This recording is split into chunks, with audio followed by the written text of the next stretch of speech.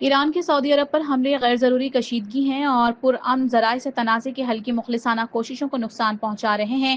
Field marshal Syed Asim Munir کی زیر صدارت کور کمانڈرز کانفرنس میں اہم موقف فورم نے کہا کہ سعودی عرب نے سنگین اشتعال انگیزیوں کے باوجود اب تک تحمل اور محتاط رویے کا مظاہرہ کیا ہے۔ سعودی عرب کے اس رویے سے ثالثی اور سفارتی حل کی راہ ہموار ہوئی ہے۔ پاکستان کا سعودی عرب پر ایرانی میزائل اور ڈرون حملوں کی شدید مذمت کرتے ہوئے سعودیہ سے مکمل یکجہتی کا اظہار۔ دفتر خارجہ کے مطابق حکومت پاکستان نے سعودی عرب کے مشرقی علاقے میں توانائی تنصیبات پر ایران کے میزائل اور ڈرون حملوں پر گہری تشویش کا اظہار کیا ہے۔ پاکستان اس واقعے کی سخت اور دو ٹوک الفاظ میں مذمت کرتا ہے۔ ان حملوں کے نتیجے میں ہوئے جانی نقصان پر افسردہ ہیں اور ہم انفراسٹرکچر کو پہنچنے والے نقصان کی شدید مذمت۔ امریکی صدر نے ایران کو تباہ کن نتائج کی دھمکی دے دی۔ ڈونلڈ ٹرمپ کہتے ہیں کہ آج رات ایک پوری تہذیب مٹ جائے گی جسے دوبارہ زندہ نہیں کیا جا سکے گا۔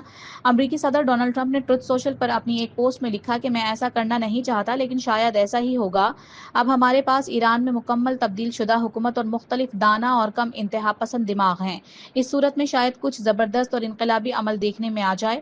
ٹرمپ کا کہنا تھا کہ ہمیں آج رات پتہ چل جائے گا کہ یہ دنیا کی طویل اور پیچیدہ تاریخ کے سب سے اہم لمحات میں سے ایک ہے۔ 47 سالہ بھتہ خوری، بدعنوانی اور موت بالآخر آج اختتام کو پہنچے گی۔ ایران کی ثابت قدم مسلح افواج آخری دم تک لڑتی رہیں گی۔ ایرانی سپریم لیڈر مجتبیٰ خامنہ کا ٹرمپ کی دھمکیوں پر رد عمل۔ ایران کو پتھر کے دور میں دھکیلنے کی امریکی دھمکی کی مذمت۔ ایرانی صدر مسعود پزشکیان نے کہا کہ 1,40,00,000 سے زائد قابل فخر ایرانی وطن کے دفاع میں رضاکارانہ طور پر جانیں قربان کرنے کے لیے تیار ہیں۔ خود بھی ایران کے لیے قربانی دینے والوں میں شامل ہوں اور رہوں گا۔ ایران کسی بھی دباؤ کے آگے جھکنے والا نہیں۔ جارحانہ بیان بازی دراصل اس کی کمزوری کا اعتراف ہے۔ ایران کی اعلیٰ فوجی قیادت نے امریکی صدر ڈونلڈ ٹرمپ کی دھمکیوں کو بے بنیاد اور حقیقت سے دور قرار دے دیا۔ خاتم الانبیاء مرکزی ہیڈ کوارٹر کے ترجمان ابراہیم ذوالفقاری نے کہا ہے کہ امریکی صدر نے جس طرح جنگ کے آغاز کا غلط اندازہ لگایا وہ اس کے پھیلنے کا بھی غلط اندازہ لگا رہے ہیں۔ جنگ بندی کے لیے پاکستان کی سفارتی کوششیں اہم مرحلے میں داخل، تفصیلات کا انتظار کریں۔ اسلام آباد میں ایرانی سفیر رضا امیری کا ایکس پر بیان۔ مشرق وسطیٰ میں امن کوششوں پر ایران کا پاکستان سے اظہار تشکر، کہا جنگ رکوانے کے لیے پاکستان کے خیر سگالی اقدامات اور گڈ آفیسز کا مشن تیز ہو گیا۔ پاکستان کی مثبت اور تعمیری کوششیں فیصلہ کن اور حساس موڑ پر پہنچ گئیں۔ امریکہ اور اسرائیل کے ایران میں انفراسٹرکچر پر تابڑتوڑ حملے، 15 افراد شہید، متعدد زخمی۔ مشرقی شہر پردیس میں عمارتوں کے ملبے سے 6 لاشیں نکالی گئیں۔ شہریار میں 9 افراد جان سے گئے۔ تہران میں یہودی عبادت گاہ تباہ ہو گئی۔ اسرائیل کا شراس میں ایران کے تیسرے پیٹروکیمیکل کمپلیکس کو نشانہ بنانے کا دعویٰ۔ سینٹ کام کے مطابق 155 سے زائد ایرانی بحری جہازوں کو نقصان پہنچایا گیا ہے۔ امریکہ اور اسرائیل کی جارحیت پر ایران کا بھرپور جواب۔ اسرائیل پر میزائلز اور ڈرونز کی بارش۔ کویت میں فضائی اڈے پر ڈرون حملے میں 15 امریکی اہلکار زخمی ہو گئے۔ سعودی وزارت دفاع کا 7 میزائلوں کو تباہ کرنے کا دعویٰ۔ میزائلوں کا ملبہ گرنے سے مشرق میں واقع الجلیل تیل تنصیب میں آتش زدگی۔ متحدہ عرب امارات اور بحرین میں بھی میزائل اور ڈرون حملے۔ قطر پر جاری حملے فوری بند کیے جائیں، قطر کے وزیر اعظم کا مطالبہ۔ شیخ محمد بن عبد الرحمن کا ایران کے وزیر خارجہ عباس عراقچی کو فون۔ شہری تنصیبات کو کسی بھی فریق کی جانب سے نشانہ بنانے کی شدید مذمت، کہا کسی بھی جانب سے شہری تنصیبات اور عوامی وسائل کو نشانہ بنانا ہر حال میں ناقابل قبول ہے۔ ایران ان پڑوسیوں پر حملہ آور ہے جو جنگ سے خود کو دور رکھ رہے ہیں۔ سلامتی کونسل میں آبنۂ ہرمز سے متعلق تجویز پر ووٹنگ آج متوقع۔ نئے مسودے میں بھی ایران سے جہازوں پر حملے روکنے اور آبنۂ ہرمز کو کھولنے کا مطالبہ۔ روس اور چین کے تحفظات پر مسودے سے لفظ طاقت کا استعمال نکال دیا گیا۔ امریکی کانگریس میں وزیر دفاع پیٹ ہیگسٹ کے مواخذے کی قرارداد پیش کرنے کی تیاری۔ ایرانی نژاد امریکی رکن کانگریس یاسمین انصاری نے کہا کہ جنگ کا اعلان کرنے کا اختیار صرف کانگریس کو حاصل ہے، صدر یا اس کے قریبی حلقے کو نہیں۔ پیٹ ہیگسٹ کی لاپرواہی نے امریکی فوجی اہلکاروں کو خطرے میں ڈالا۔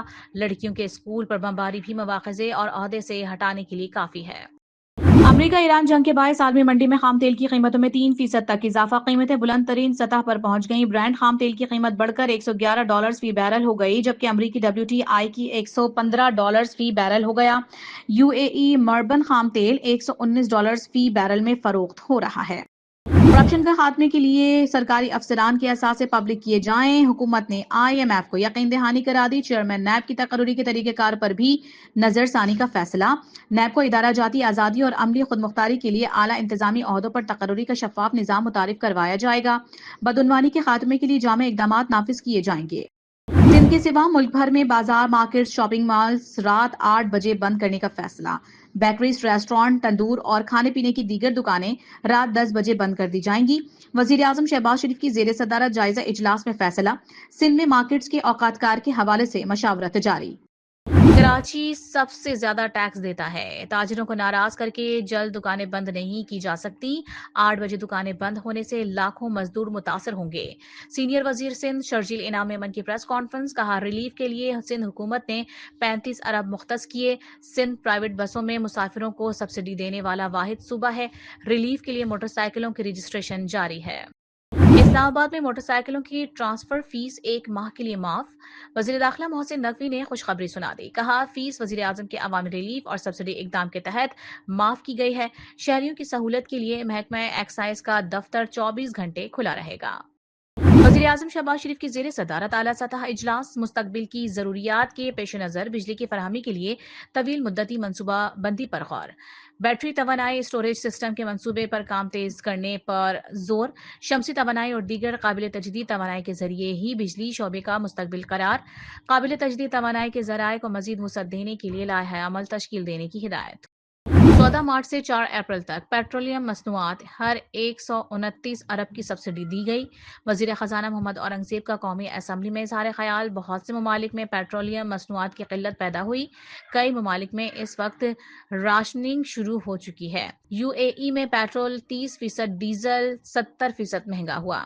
قومی اسمبلی میں پیپلز پارٹی کے نوید قمر کا نیٹ میٹرنگ پالیسی میں تبدیلی اور سولر پینلز پر ٹیکس سے متعلق توجہ دلاؤ نوٹس۔ وزیر دفاع خواجہ آصف نے کہا 35 سال پہلے کی گئی کمٹمنٹس کے پابند ہیں، ہمیں سارے معاہدوں کا خیال رکھنا ہے، سولر اور توانائی کے متبادل ذرائع کی طرف جانا چاہتے ہیں، لیکن ہمارے ہاتھ نجی بجلی گھروں کے معاہدوں کے سبب بند ہوئے ہیں۔